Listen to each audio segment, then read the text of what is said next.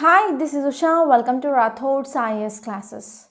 Today in this lecture, we are going to see current affairs of 20th April 2022. So let's get started with our discussion and let us try to see first quote. So it is regarding not all storms come to disrupt your life. Some come to clear your path. So in this long journey of UPSC preparation, sometimes we can feel ups and downs in our life.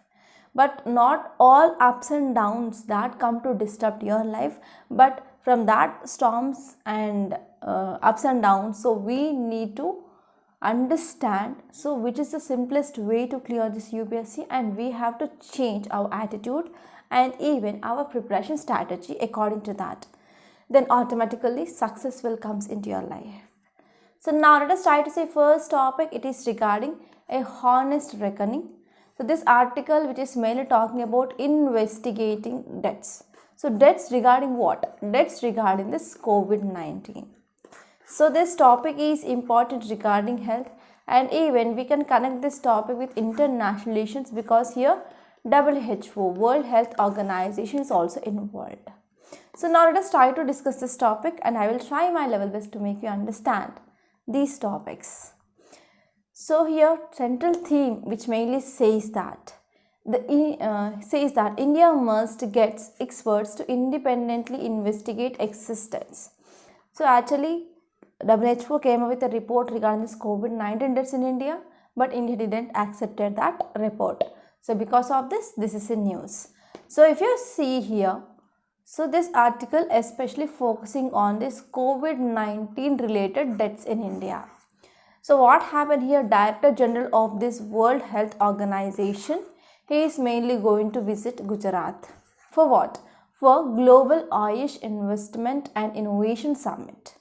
So this summit which also coincided with this dispute between India and WHO regarding excess COVID-19 deaths between 2020 and 2021. So WHO came up with a report regarding that there are excess number of deaths in India between 2020 to 2021, and this dispute which is also coinciding with Director General of this World Health Organization, he is mainly visiting Gujarat. So in 2020, this organization, this WHO mainly computed that there are about 3 million deaths globally from pandemic. Out of these 3 million deaths, 1.8 million are officially reported by countries. And it is mainly due to the update that this estimate of this 2021 by the year end, but could not, and report suggest because of stalling by India. Okay, so what happened? So this update by WHO which mainly said that overall throughout the globe, all countries they had about 3 million deaths regarding this COVID-19, and out of that 1.8 million deaths they were officially reported by countries, and unofficially there are more than 1.2 million deaths. So this is according to the report of WHO, and this report in New York Times claims that WHO estimates India accounted for 4 million deaths, and it is about 8 times the current official of 5.2 lakh. So India mainly said that unreported like 5.2 lakh deaths or happened, but WHO estimate said that it was like 4 million deaths happened in India.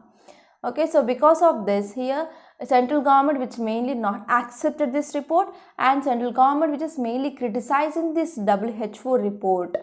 Okay, so this report mainly drew a sharp response from the center, with health ministry which mainly criticizing this WHO use of mathematical extrapolation and as well as assumptions. Okay, so whatever the data which is come up by this WHO, it is not at all matching with the data of Indian data sources. So because of this central government which is mainly criticizing this WHO now. So a high death toll undermines India's official disclosure that it has performed better than the several Western countries. So when WHO is saying that it is 4 million deaths, and India government is saying that it is like 5.4 lakh deaths. So whenever this data which is mainly overestimated by WHO and the data which is very much high, that is more than 5 times the data which is mainly said by India, means what happened in India, it is mainly saying that yes, we performed very much better than compared to other Western countries. So here, because of this high death rate or death number, which is mainly focused by WHO, means that will be leading to discussing, or we can say like, so it mainly undermines the performance of India. Okay, that will be having some negative impact on health infrastructure as well. So while India has traditionally been a laggard in health statistics, largely due to wide disparity in health services across the states, in recent years it mainly improved medical registration of deaths as much as 92% in 2019. So in 2019, according to the data here, already this data says that yes, we have improved a lot in the registration of deaths. So it mainly increased to 92%. But how can you say like 5 times more than the data that we are giving? So this is a center argument, okay? And states such as Tamil Nadu, Kerala and Mizoram, they have 100% registrations of death. But even in these 3 states, percentage of certified deaths which is ascribing cause is lower, and the states like for example Bihar, Jharkhand, Uttar Pradesh, they have less percentage of death registration, that is about 67%. And because of this pandemic, the overwhelmed, the most resilient health system, they will be never be an exact count of toll. So this is one cause of concern. So in this context here, India need to come up with a commission, set up of a commission, and this commission should contain a team of experts, and they need to supply a best available data, and they need to investigate excess deaths, and they need to publish their methods and numbers without fear or favor in reputed journals. So this is about this topic. So whenever we are having an authenticated data and when we are publicizing that data, that will be helpful for mainly boosting of our health credentials. So this is about this topic. And now let us try to see next topic is regarding Delhi Municipal Bill gets President's nod. So whenever any bill to become law, it should be passed in Lok Sabha, it should be passed in Rajya Sabha. After passing in Rajya Sabha, this will be placed before President for assent. Assent means nothing but signing by the President. So after signing by the President, then that bill will be becoming act. So this article which is mainly talking about President's assent, right? So this topic is important from your GS paper to under polity. So now let us try to see this topic in a very great detail. Already we discussed some important provisions of this bill. Once again we are going to see background of this bill, then you will be getting a clarity. So if you see context, it mainly says that our President has given assent to this Delhi Municipal Corporation Amendment Bill 2022, and this bill which mainly seeks to unify 3 civic bodies in the national capital, that is North, East and as well as South. So if you see the following act of parliament which mainly received assent from our President on 18th April, and after giving assent, so this will be published, okay, this will be published for general information, and the gazette notification which is mainly issued. And the bill was passed by this Lok Sabha and as well as Rajya Sabha, and after that whenever this bill which is placed before President for assent, whenever he is giving assent means that bill will becomes an act. Okay, so this bill which mainly talks about unification of municipal corporation in Delhi. So why? So it will be helpful for ensuring of optimal utilization of resources and synergy in this strategic planning. So if you are talking about some details or aim of this bill, it is mainly to merge capital's 3 municipal corporations, for example South, North and as well as East. So if you see background, in 2011, so actually government passed an amendment for the trifurcation, that is one body which is mainly divided into 3 bodies, that is South, North and East municipal corporation divisions, right? And now we are mainly coming up with unification of these 3 civic bodies. So the Ministry of Home Affairs then cleared the proposal in November 2011, following which Delhi government convened a special assembly session, and finally it passed this Delhi Municipal Corporation Amendment Bill in December 2011. and final notification which is mainly issued in January 2012, and this is some background regarding this topic. So now let us try to see next topic. It is regarding time to set price distortion right. So this article which is mainly talking about how to improve our ease of doing business, how to decrease cost of production, how we can decrease, and whenever the cost of production is decreased, that will leads to increasing of competitiveness in market. So whenever there is competitiveness which is increasing means that will be helpful for ease of doing business. So now let us try to understand this topic. So this is important from our economy point of view, which mainly comes under your GS paper 3. And this topic is important from your mains, not from your prelims. So now let us try to talk about what is introduction. So whenever government which is coming up with any reforms, okay, for example, we can say like reforms in our taxation system, we came up with this GST, goods and services tax, in 2017. So why government will come up with some reforms? So government which is mainly focusing to reduce the distortions, okay, to decrease the distortions, and mainly for the economic development and in our growth of our country. So for the growth and development, we are coming up with a number of reforms, right? So the key objectives of the reforms will be to reduce the distortions. So with internal economic liberalization and openness to international trade and investments and open free market economy, so these has mainly emerged because of reforms. So some reforms includes liberalization, privatization, globalization. So we came up in year 1991, okay, and we mainly came up with international trade, openness for international trade, and we are also allowing this investments in the country like FDI, FPI. Okay, and we also came up with this open free market economy. So these are some important reforms we came up with. So what is the important aim? Important aim, it is to improve ease of doing business. Okay, ease of doing business, it is one of the major priority now. So but even more important is the cost of doing business. So not only focusing on ease of doing business, but even now we need to focus on this cost of doing business. So whenever the cost of doing business is low means we can attract many companies to be set up, and we can increase our manufacturing units such that will helpful in increasing of production of goods. That will leads to revival of our economy. So revival of our economy, it is very important topic now, because already due to this COVID-19 pandemic, almost all economies had been facing some crisis. To come out of those crises, so we need to focus on this economic recovery. That can be done while focusing on ease of doing business and even cost of doing business as well. Okay, so mainly to decrease this cost of doing business, so action need to be taken. So we need to come up with government policy, and government policy that need to reduce the prices. So here whatever the government is coming up with, that any policy that need to focus on this decreasing of price, or we can say that need to be focused on price distortions. What is that? That is price distortions. So if we are talking about our economy, it is open economy. So in this open economy, if you are talking about this price distortions, they mainly having some impact on competitiveness. So for example, if I am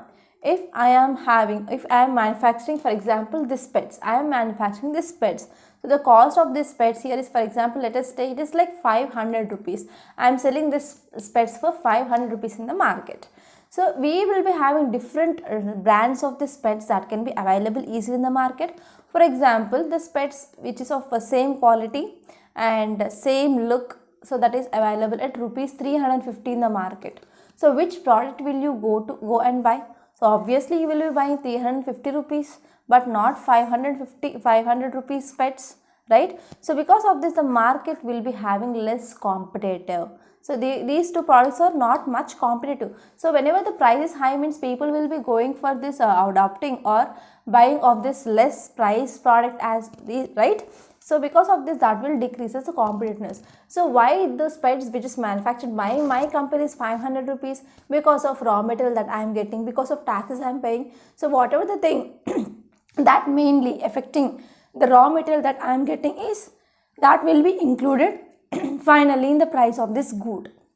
right? So whenever government which is mainly taking some steps to decrease the price of this raw material means obviously the cost of these spectacles that is produced in my company, that will be decreased to 350 obviously.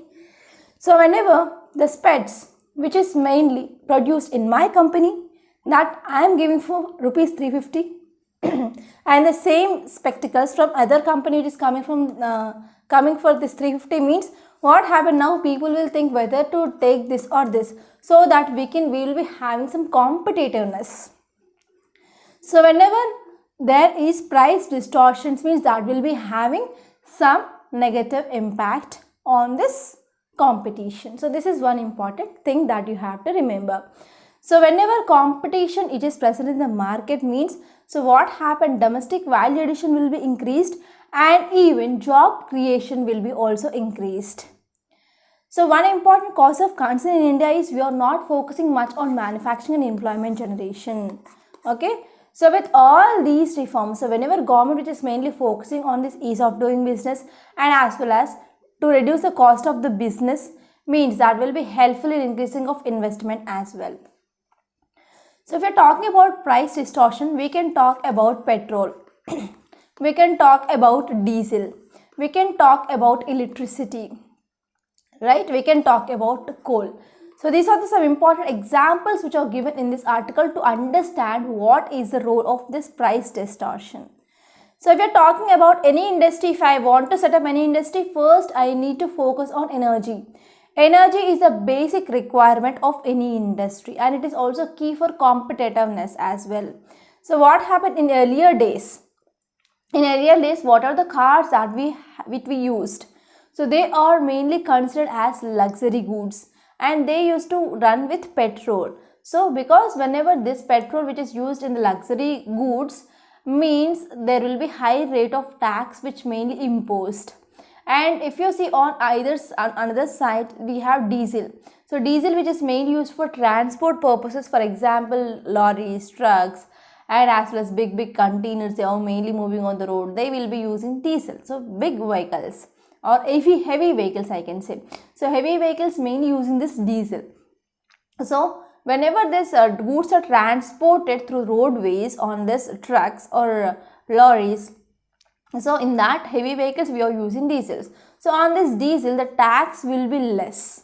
So tax will be less, but on petrol tax will be high. So because of this always petrol price which is greater than compared to that of this diesel. So I think many students they will be having doubt like, so why petrol is having high cost than compared to that of diesel?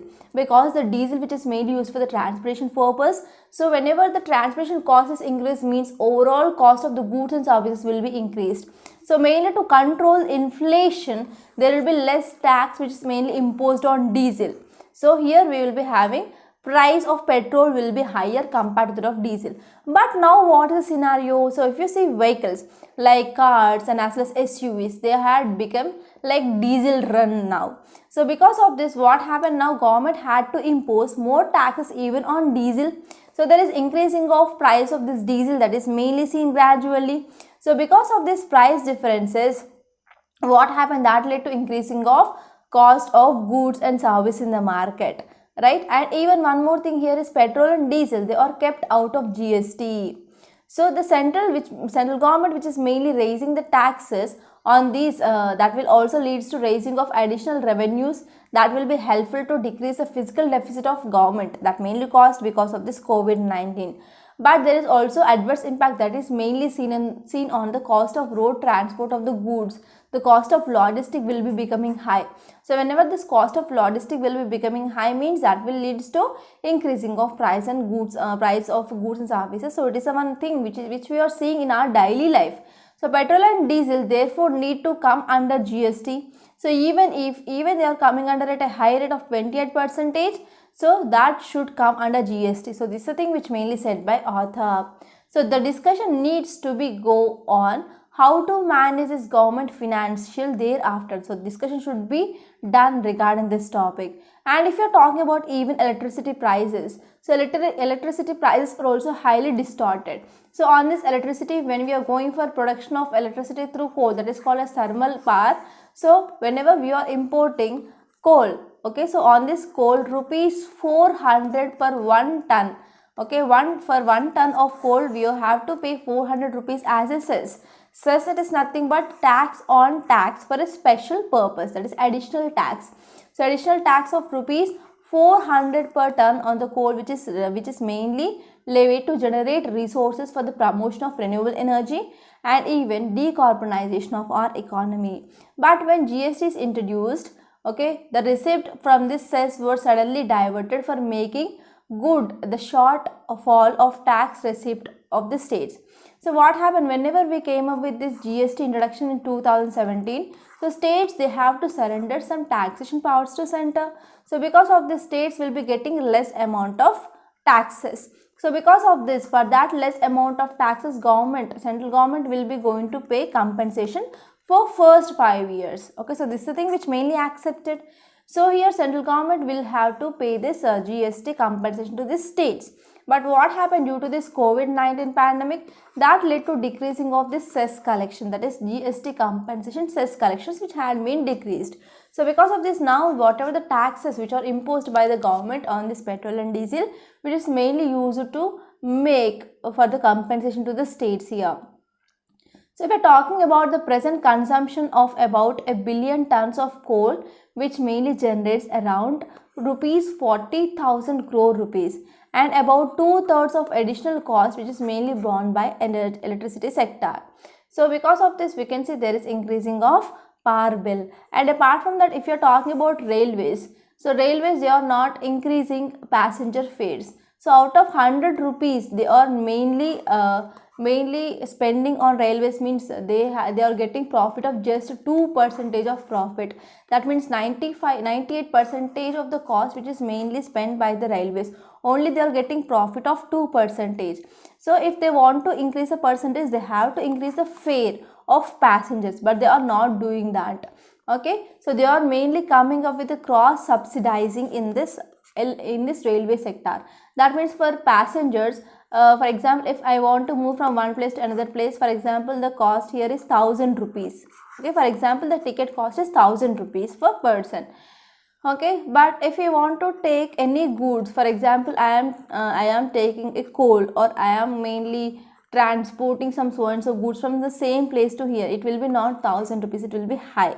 So here it is mainly charging high amounts on freight, that is goods transport, than compared to that of this passenger fares. So whatever the profit that railways they are getting from this freight, that will be subsidizing to these passengers. So this is the one important thing. So whenever the goods which are mainly transported from one place to another place, for example, if I want to manufacture this so and so spectacles, I want some raw material. For example, I am importing raw material from so and so state. So what happened, the freight which I am paying is very much high. So because of this, the final cost of production of these spectacles is high.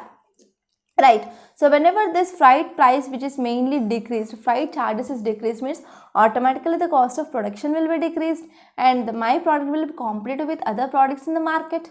Right. So the distortion which mainly adds cost of coal for the thermal power plants. So for this thermal power plants, whenever they want to generate this power, means they have to get this power, this coal, right? So for this coal, if they want to get from one state to another state, means what happened, they have to pay the freight charges. So the freight charges which is mainly increasing the total cost of this coal here, that will lead to increasing of this price of electricity for the distribution companies. So because of this, what happened, government need to take proper steps to decrease this cost of production. So this is about this topic. And now let us try to see next topic. It is regarding criminal procedure bill. So this article is important from your GS paper to under politics. So now let us try to see this topic in a very great detail. So actually we discussed number of topics regarding this criminal procedure bill, right? So now let us try to see once again regarding this topic.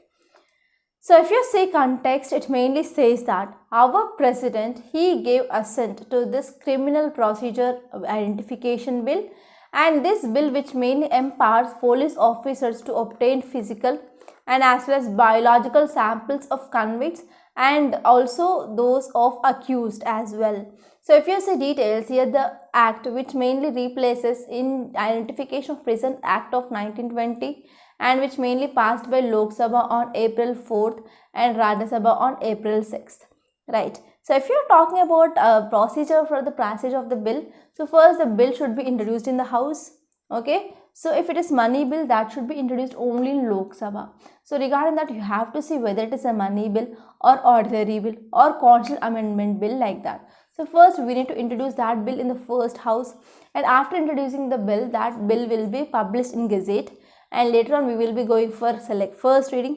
After that, select committee will be scrutinizing that bill, and later on we come up with second reading and third reading.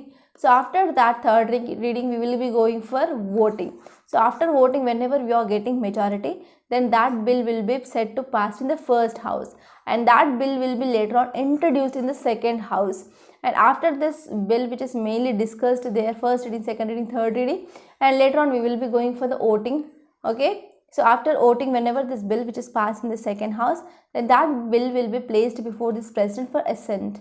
After that, that bill will becomes an act or a law. So this is the procedure. So the Act of Parliament, which mainly received an assent of President on 18th April, and later on this bill which is mainly published in the general information, for the general information, that is the Criminal Procedure Identification Act, okay? And they will be giving gazette notification which mainly issued by the government.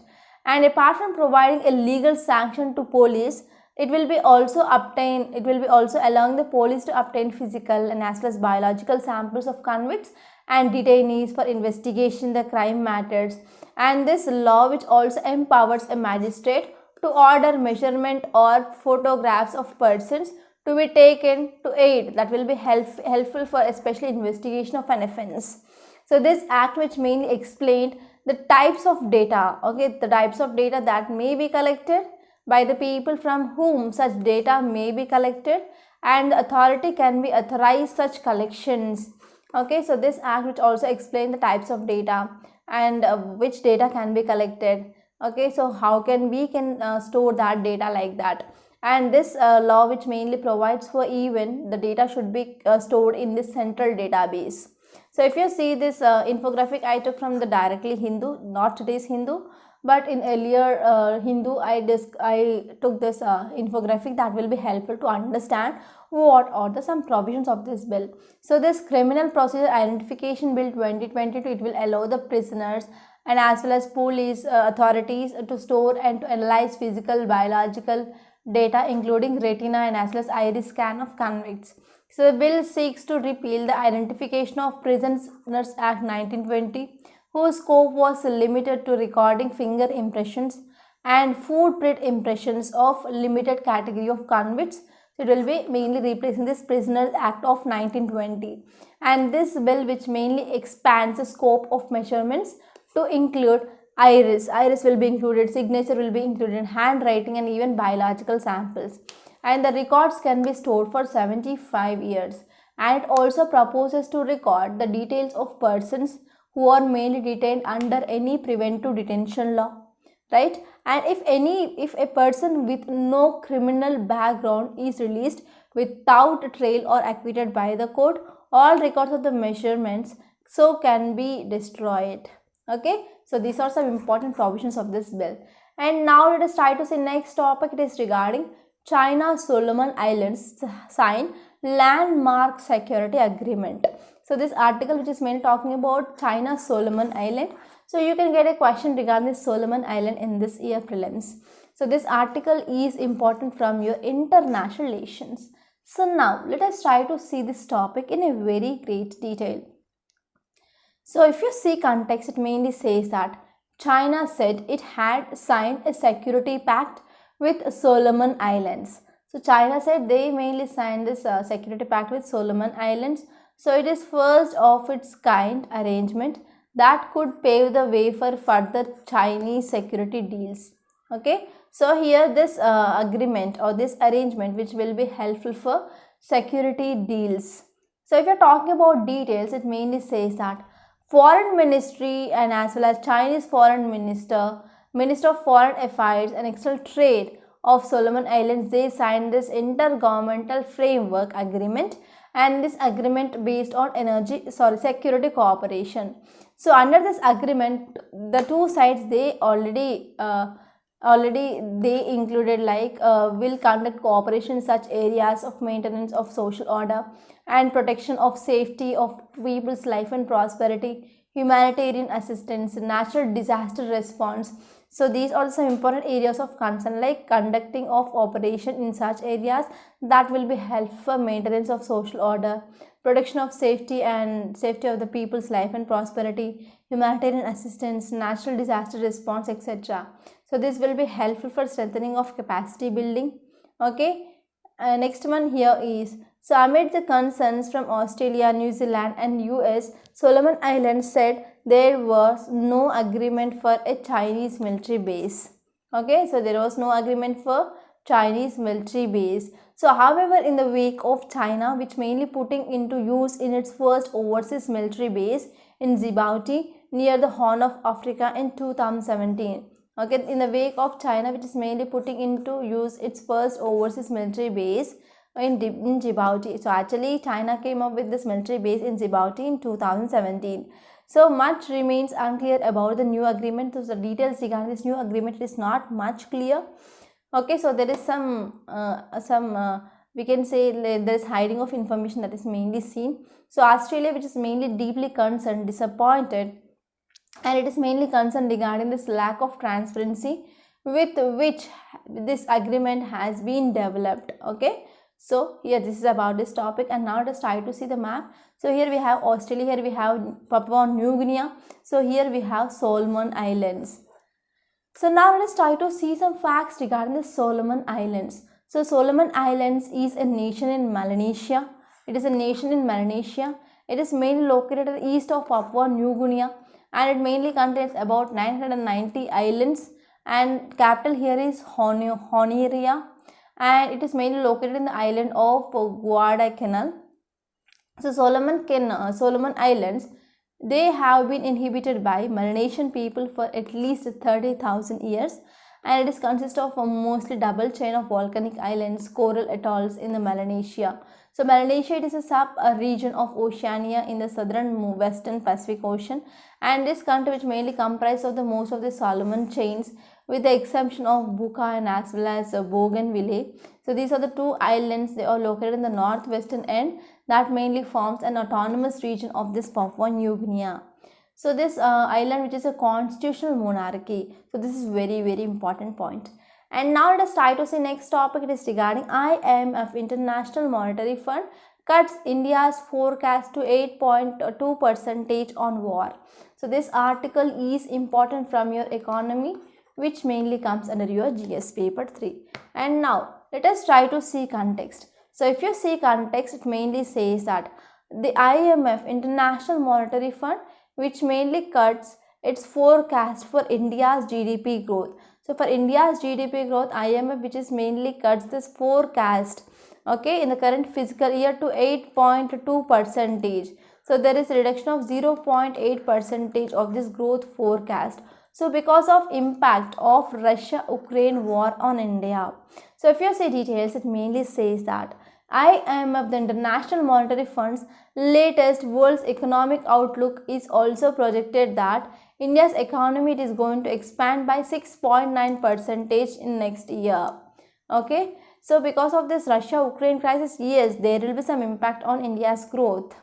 So if you are talking about some facts regarding this IMF, so International Monetary Fund, which mainly formation of this IMF, which was initiated in 1994 in Bretton Woods conference, and finally 1944, not 1994, it is 1944, and later on in 1945 we came up with establishment of this IMF. IMF came into operation on 27th December 1945. Okay, it is one of the international organization now, and mainly contains 189 member countries. So what are the important areas of focus? First one is, it is mainly focusing on global monetary cooperation, and it is mainly focusing on securing of financial stability and facilitating and promoting international trade, employment, economic growth. So these are some important focus areas. So IMF, it is a specialized agency of United Nations, and this in IMF, that is International Monetary Fund, which was initially formed at Bretton Woods Conference in 1944. Okay, so if you're talking about objectives, the first one is it is mainly focusing on improving and promoting of global monetary cooperation to secure financial stability by eliminating or minimizing the exchange rate stability, and to facilitate a balanced international trade, and to promote high employment and through economic assistance and sustainable economic growth, and to reduce poverty. So these are some important objectives of this IMF. So IMF formed, or the formation of this IMF came forward with this Bretton Woods Conference in 1944. So this is one important thing. And even WTO, it is World Bank, okay, not WTO, that is World Bank. World Bank and IMF, they are this Bretton Woods Conference twins. So now let us try to see yesterday's questions explanation part. The first one here is, which of the following events are associated with this Muhammad bin Tughlaq? So it is about Muhammad bin Tughlaq. So first one is transfer of capital from Delhi to Devgiri, that is Daulatabad, yes. And next one is introduction of token currency, yes. Because of introduction of token currency, that led to decreasing of value. And next one is increased land revenue on the farmers of Doab, that is Doab, it is land between two rivers, that is Ganga, Yamuna, Doab. Yes. Next one is launch of schemes by which Takavi loans, that is loans for cultivation, were given to farmer to buy seeds and to extend cultivation. Yes, you have to identify the correct statements, that is 1, 2, 3 and 4, all the above is correct answer. So consider the following statements regarding teachings of Ramanujacharya. So first one is, individual soul created by God out of his own essence returns to its makers and lives with him forever, but remains always distinct. Yes, and he did not accept that the God may be exempt from the form and qualities. Yes, so here you need to understand and you need to identify this correct statements, that is both 1 and 2. So now let us try to see today's questions. The first one is regarding monotheistic movement, and second question is regarding Vaishnava Bhakti movement in Bengal. So try to read the statements and give me the correct option in the comment box. So before seeing this today's Hindu newspaper PDF, I want to make a small announcement. We came up with this mains answer writing practice, and the cost of this course is rupees 7,200 for 1 year. So in this 7,200, we will be giving you detailed syllabus, okay, and we will be giving you weekly targets. So apart from that, there will be one daily, one question will be given. On Sunday, essay or case study will be given. So there will be evaluation of your answer, and we will be giving you model answer and 1-to-1 mentorship.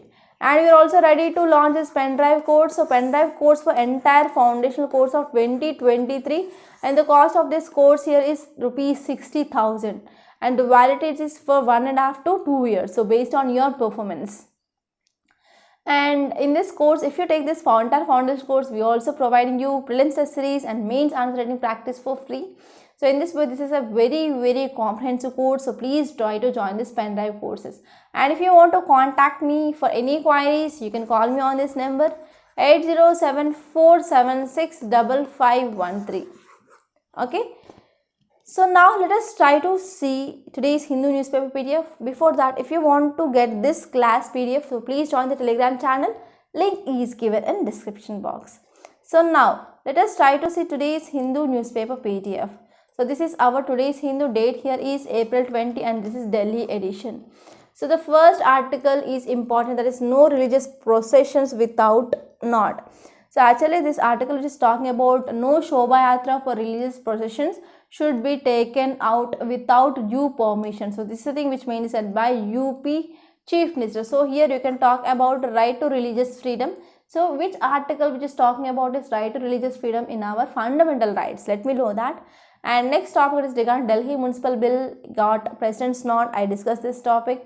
And if you move forward, leave the city page and leave this states page, page number 4. And if you move forward, in this editorial page, there is nothing much important today. And this article I discussed regarding the deaths of COVID-19 related things. I discussed about this cost of doing businesses. And there is an article regarding this NEET exemption. We discussed this topic in yesterday's lecture. And in the external context, I didn't found anything which is much relevant.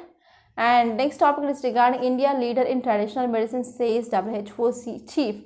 The Prime Minister laid the foundation stone for this WHO Global Center for Traditional Medicine at Jamnagar in Gujarat. Okay, in the presence of Mauritius Prime Minister. So in this context, so this is a statement which is mainly given by this World Health Organization. So this is about this topic, and if you move further, you can see an article regarding this Delhi Dehradun Expressway. So you have to know what is the meaning of expressway. So what are the advantages of this expressway? And you have to see location, where is this Delhi Dehradun Expressway is located.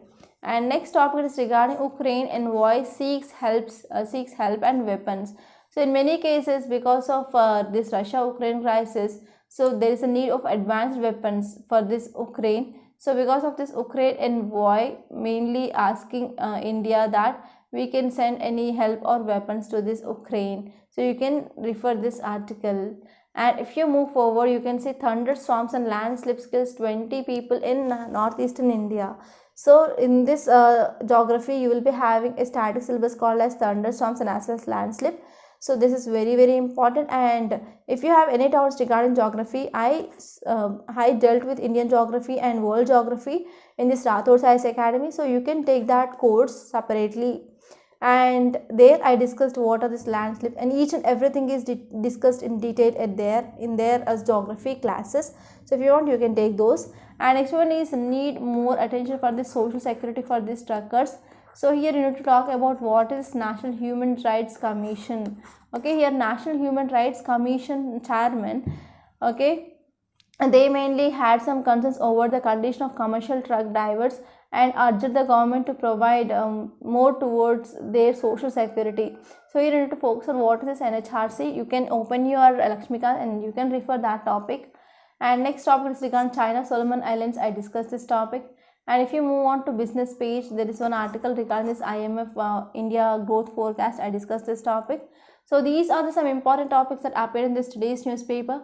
I hope you enjoyed this lecture. Please subscribe to Rathod Science Academy and don't forget to like, share and comment my videos, and don't forget to enroll to these courses in our Rathod Science Academy website.